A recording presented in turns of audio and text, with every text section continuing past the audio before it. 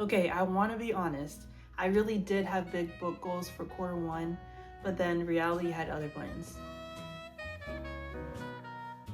Hey book fam, my name is Jaylene. Welcome back to my channel where we turn every page into a journey. This video is going to be a quarter one reading wrap up. I want to give you guys an honest and true list of all the books that I read so far in the year 2025. Some of them have been amazing 5-star reads, where others are very popular book talk books that I honestly had to DNF. Yikes. I want to give you guys the goals that I set, what actually happened, and where I actually flopped. In the best way possible, of course. First, let's start off back in January. That feels so long ago, but I did not really set a number of books that I wanted to read for that month. Overall, for the entire year, I set the number to be 75 books, but as of right now, I am not on track at all. I'm about 8 books behind. However, for January, I just wanted to read. It didn't really matter how many books I read. And I've always been a mood reader. I'm not one to create TBR lists or, set in stone books that I'm reading per month. So I just mood read. I don't really care what I read. It's whatever I feel at the moment I'm gonna pick up. With that being said, the genres that I read for January were honestly all over the place. All the books that I read were encompassing all the genres, to be honest. I read urban romance, thrillers, young adult fantasy, and a historical fiction, which I don't normally dabble into, but I really enjoyed that book. I've already made a vlog talking about the books that I've read for January. I'm gonna list that up above in the little banner right there.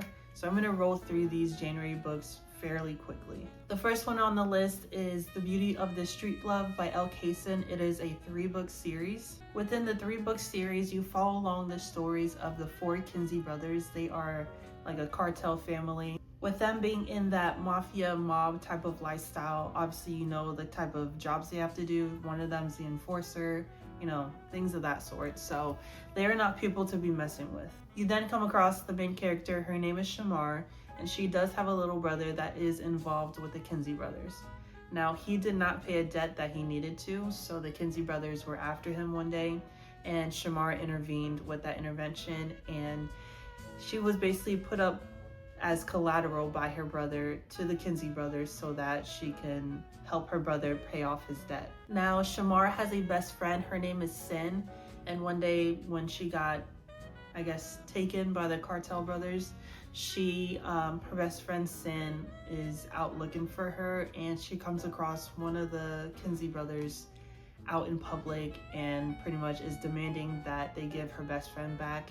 And Sin and one of the brothers basically hits it off. So you follow along the whole story of the 4 Kinsey brothers, Shamar and Sin, and it's a really good series. I overall rated this 3-book series a 3.5. The main plot of these books are pretty much the mafia cartel lifestyle with a subplot of romance. So you really do get the best of both worlds.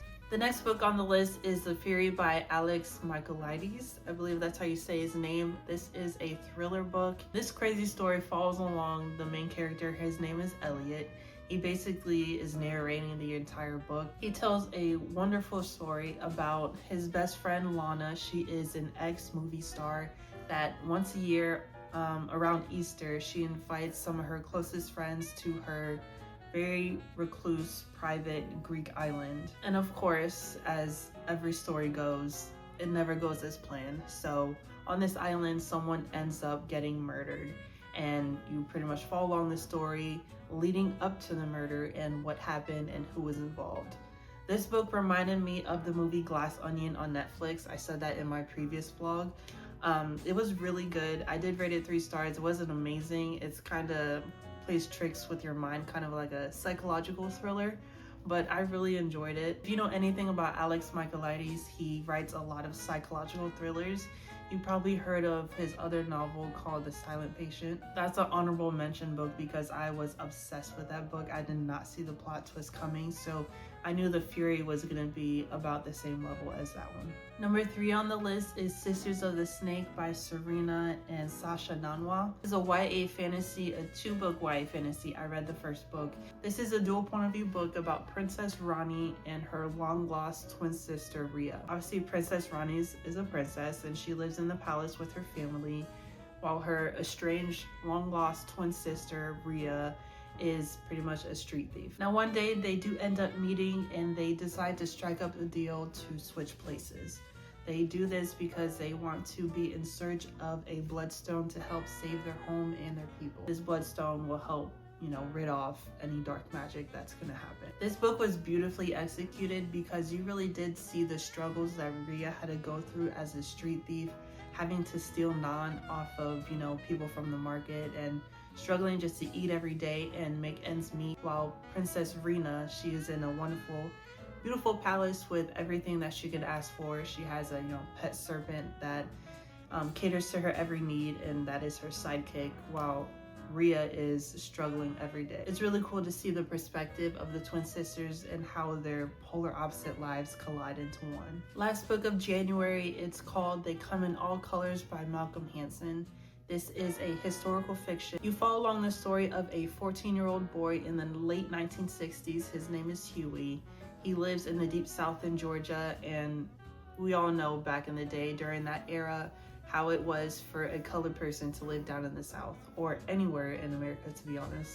Because of all the prejudice and racism that he and his family were dealing with in Georgia, his mother uprooted him and herself up to New York while leaving his white father behind in Georgia. This is a beautifully written coming-of-age story about a young and naive Black boy down from the South that has to deal with racism, prejudice, and pretty much hatred because he's a colored boy. When I was reading this, I really did feel bad for Huey because everything that was happening to him and his family and anyone that was within his little circle, they were really deeply affected by what white people were doing in his community. And he really had no idea why this was happening. He just saw people as people. He didn't see anyone as white, black, purple, brown, green, whatever you want to say. He didn't really understand why there was racism and why he was so hated by white people. I highly recommend reading or listening to this book via audiobook. I tandem read it with the audiobook and it went flawlessly. I loved it and I highly recommend this one. Girl, I got cotton mouth. Talking too damn much. Moving right along to my birthday month, it is the month of February. Unfortunately, I only read 3 books, but that is okay because they were all bangers. Hopeless Obsession by T.K. Walker, I gave 5 stars. It is a contemporary fiction novel about a love triangle. One of the characters, her name is Autumn. She is a young lady that did not grow up with a silver spoon in her mouth. She grew up with daddy issues because her father was not in the picture, and everything that she's ever wanted in life she had to struggle for. Because of these daddy issues, she doesn't know what proper love is or how to love, and she looks in love in all the wrong places. Now we have Landon, and he is a married man of almost 20 years now, and he is over his marriage. His wife pretty much does not love him. She hasn't loved him for a very long time, and he too is searching for love in all the wrong ways. He is struggling with a deep secret within himself that he doesn't know whether it's true or not, and he is gay, but he doesn't want to admit it. And now we have Trevor. He was one of my favorite characters in this book because he kept it so real. He is a newly single man and he was definitely ready to mingle. Now the correlation between Trevor, Landon, and Autumn is that they all worked in the same department store together. Trevor is the new manager, and Landon and Autumn are like the associates. Now, as you read more into this book, you're gonna see why it is so messy, drama-filled, crazy. When I say crazy, I'm not exaggerating. This book was taking turn after turn, and I was like, oh my gosh, I was head over heels obsessed with this book. We all do know, not from experience or anything, but when you are in love, you will do some stupid shit. In my opinion, don't shoot the messenger. But I don't think anything good comes out of a love triangle relationship or poly relationships unless everyone is consensual and, no one gets jealous. But we are humans and everyone has a jealous streak, so it's not gonna work. I could not imagine going to the lengths that Autumn did in order to get Landon to see that she is in love with him. And obviously, by the title of the book, it is more than love, it was an obsession. I highly recommend reading this one. Now, I did take a break from reading sort of long books. This next book was only 103 pages. It is a short story by Octavia Grant called Something About Kira. It is book number 2 from the dating app Horror Stories. I used this book as a palate cleanser, and I also did receive this book as an art copy because I am on Octavia Grant's street team. Doing things out of impulse and anger is never a good idea, and it never leads to a good solution. But you follow along the story of Kira. She is a young woman that was married to a gentleman, and she found out one day that he had a very deep, dark secret that turned her life upside down. And because of this betrayal, she decided to download a new dating app called A Dime a Dozen. On this app, she met a gentleman.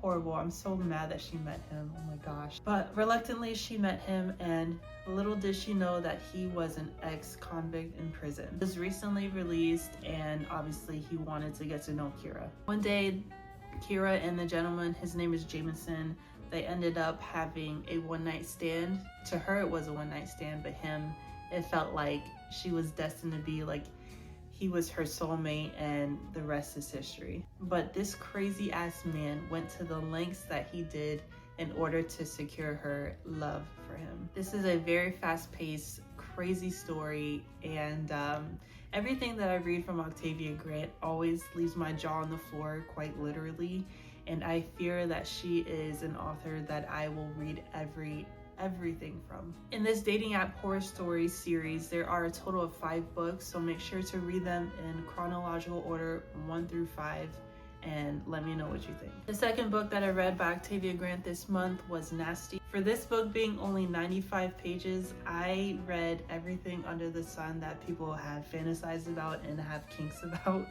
It is really grimy, really nasty, obviously, hence the title.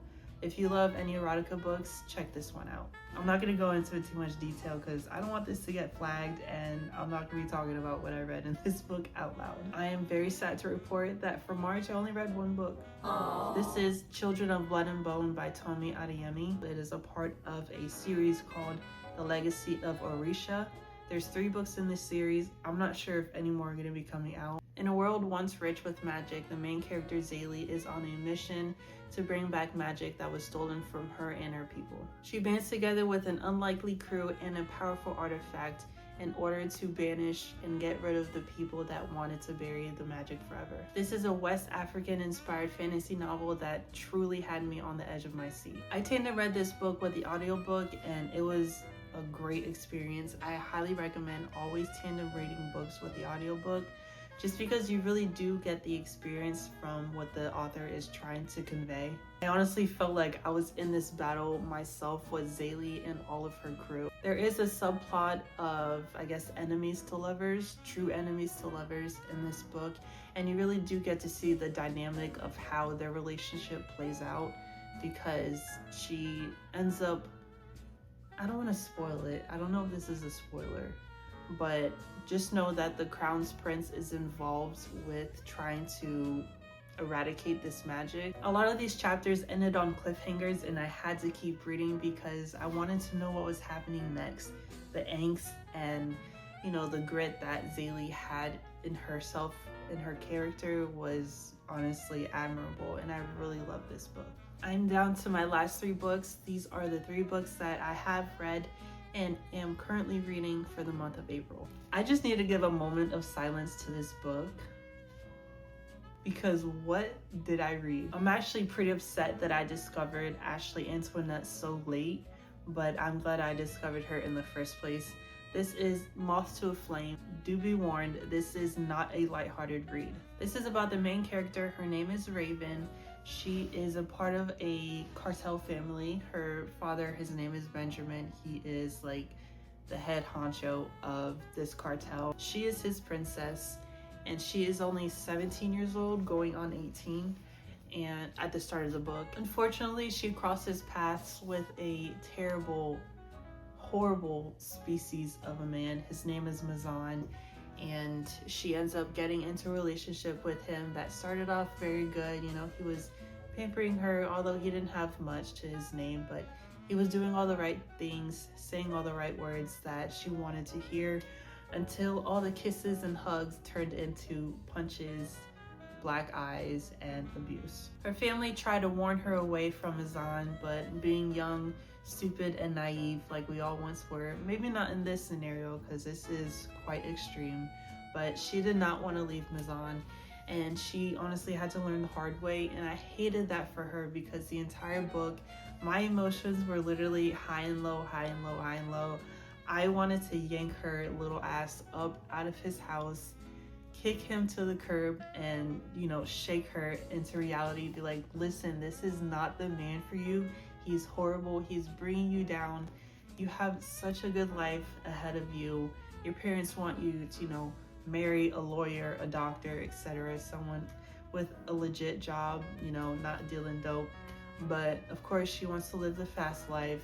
She has never been, you know, a part of the streets. Her family and her father tried to keep her away from that lifestyle because she has no business being in it, but she was drawn to the lifestyle. She was honestly too far into this relationship to get pulled out of, so she had to find ways herself to get out of this horrible, toxic, and abusive relationship. Please read this if you do have the stomach for it.